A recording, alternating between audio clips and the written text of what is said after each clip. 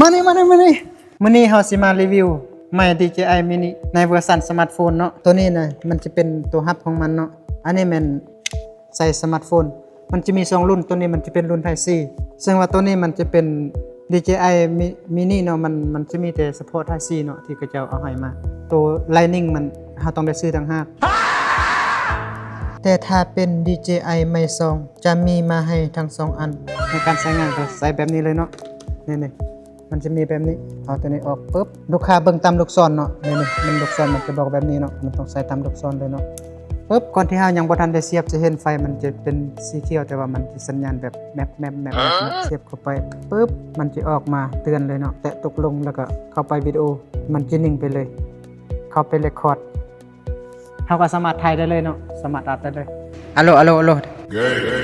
แล้วบัดนี้เฮาสิมาทดลองว่าเสียงมันจะรับระดับส่ำใดมันจะรับไกลส่ำใดเอาเฮาสิลองให้ทีมงานจับเลยเนาะเฮาสิลองความไกลของมันอะโล1 2 3อะโลเทสอะโล1 2 3ประมาณนี้เนาะอันนี้แม่นเฮาอยู่ในระดับ50เมตรเนาะอะโลแล้วบัดนี้